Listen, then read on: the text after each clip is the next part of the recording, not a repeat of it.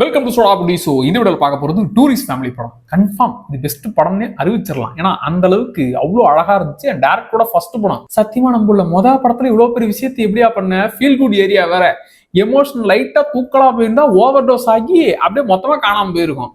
ஆனா அதை எல்லா கேரக்டரோட எமோஷனும் நமக்கு இங்க கனெக்ட் ஆகுது இல்ல, அதுதான் இந்த படத்தோட சக்சஸ். அண்ட் இந்த படம் டீசர் ட்ரெய்லர் பார்த்தப்பவே ஓகே, செம்மையான ஒரு எக்ஸ்பெக்டேஷனை செட் பண்ணிருச்சு. படமும் அப்படியே இருக்கும்னு நினைச்சது, அந்த எக்ஸ்பெக்டேஷனை படமும் பூர்த்தி செஞ்சிருச்சு. இந்த படத்தோட கதைன்றது சிம்பிளான ஒன்லைன் தான். சசிகுமார் ஃபேமிலி ஸ்ரீலங்கால இருந்து தப்பிச்சு தமிழ்நாட்டுக்குள்ள வராங்க. இங்க வந்ததுக்கு அப்புறம் என்னென்ன பிரச்சனைகளை அவங்க சமாளிக்கிறாங்க, இங்கதான் அவங்களுடைய மொத்த லைஃபும் இருக்க போகுது. அதுக்கப்புறம் அவங்க லைஃப் எப்படி இருந்துச்சுங்கிறதான் மொத்த படமும். இந்த படத்துல ஒருத்தரா ரெண்டு பேரா ஏகப்பட்ட கேரக்டர்ஸ்ங்க. எல்லா கேரக்டருக்கும் ஒரு சீன்ல காட்டுறாங்க, அடுத்த சீன்ல அவங்களுக்கான ஸ்டோரி சொல்லுவாங்க. இப்படி ஏகப்பட்ட கேரக்டர்ஸோட அழகழகான மூமெண்ட்ஸ் எல்லாம் அவ்வளவு அழகா நமக்கும் கனெக்ட் ஆகும். ஃபர்ஸ்ட் சசிகுமார் அவர்களுடைய ஃபேமிலியை பார்த்தலாம். சசிகுமார் கேரக்டருக்குலாம் நீங்க கேரக்டர் ஆர்க்கெல்லாம் எழுதவே தேவையில்லை. ஏன்னா அந்த கேரக்டரை நீங்க அப்படி முன்னாடி காமிச்சீங்கன்னா அவர் நல்லவர், அவர் எல்லாருக்கும் ஹெல்ப் பண்ணுவார், பிரச்சனைனா முன்னாடி வந்து நிப்பாருன்னு இப்படி மொத்த விஷயமும் சசிகுமார் அப்படிங்கிற பேரை காமிச்சாலே மனசுல ஏத்துப்பாங்க.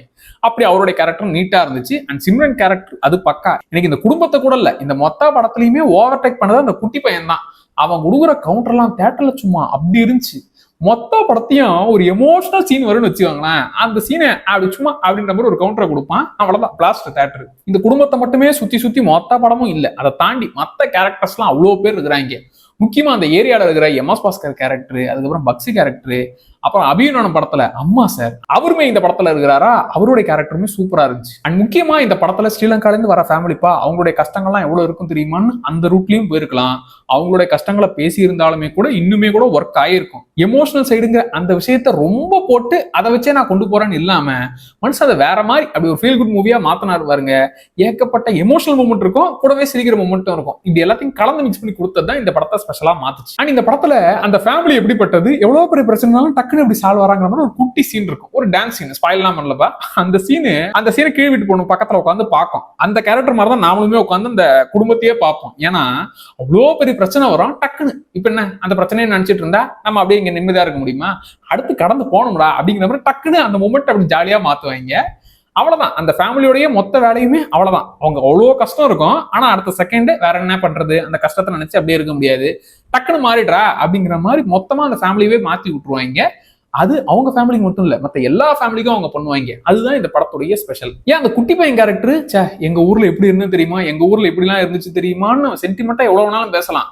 ஆனா அந்த பையன் அவ்வளவு அசால்ட்டா எடுத்துப்பான் பாத்தீங்களா. இங்க இருக்கிற சுச்சுவேஷன், இங்க இருக்கிற ஆட்களை அசால்ட்டா ஹேண்டில் பண்ணுவான். சார் நான் இப்ப அப்படிங்கிற மாதிரி எல்லாரையும் ஒரு மாதிரி கவுண்டர் கொடுக்குற மாதிரியே ஹேண்டில் பண்ணுவானா, அதெல்லாம் செம்மையா இருந்துச்சு. எனக்கு இந்த ஃபீல் குட் படங்கள்லாம் பெருசா செட் ஆகாது. ஏன்னா எல்லாருமே நல்லவங்க, பாத்தீங்களா அவங்கள பத்தின ஸ்டோரி தெரிஞ்சிருச்சு, அவங்க எவ்வளவு நல்லவங்க தெரியுமா அப்படிங்கிற ஃபீலை கொடுத்துருவாங்களா. எல்லாருமே நல்லது பேசினாலும் உள்ளுக்குள்ள படமா இருக்கும்டா, எல்லாருமே நல்லவங்கன்னு ஒத்துக்க முடியாதுடான்னு தோணும்.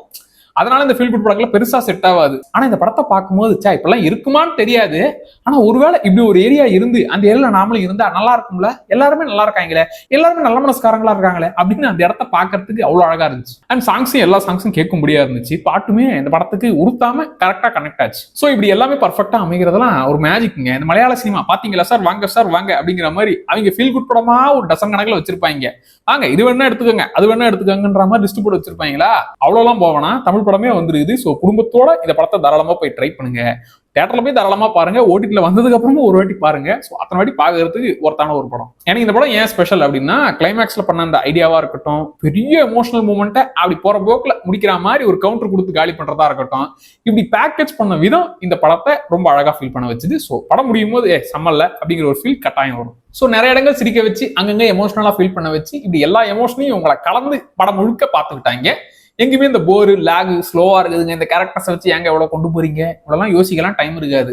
டக்குன்னு நீங்க ஃபீல் பண்றதுக்குள்ள அவங்களே சிரிப்பு முட்டுருவாங்க. இப்படி எல்லாமே கலந்த ஒரு எமோஷன்ஸை ஃபீல் குட் படங்கள் இப்படி நிறைய வரட்டும்டா, ஃபீல் குட் படங்கள் நிறைய வரணும். இந்த மாதிரி படங்கள் ஃபேமிலியா செம்மையா என்ஜாய் பண்ணக்கூடிய படங்கள். ஸோ ஃபேமிலியாவே கூட்டு போய் இந்த படத்தை என்ஜாய் பண்ணலாம். ஓவரால் இது வந்து பக்கா தேட்டர் மெட்டீரியல்பா, இல்ல இது ஓடிடி மெட்டீரியல்பா அப்படின்லாம் அதை பிரிக்கலாம் இல்ல, ரெண்டுத்துலயுமே ஒர்க் ஆகும். தேட்டர்ல பார்த்துட்டு அடுத்த மாசம் ஓடிடில வரும்போது இது ஏடா நல்ல படம் சொன்னீங்க அப்படின்னு ஓடிடில இருக்கவங்க பார்த்துட்டு திட்டுவாங்க. இது ரெண்டுத்துலயுமே ஒர்க் ஆகக்கூடிய ஒரு படம். சோ இந்த படத்தை பார்த்தவங்க எப்படி இருந்துச்சுன்றதை மறக்காம கமெண்ட்ல சொல்லுங்க. அப்படியே சோடா அப்படி சேனலை சப்ஸ்கிரைப் பண்ணிக்கோங்கப்பா. Tata bye.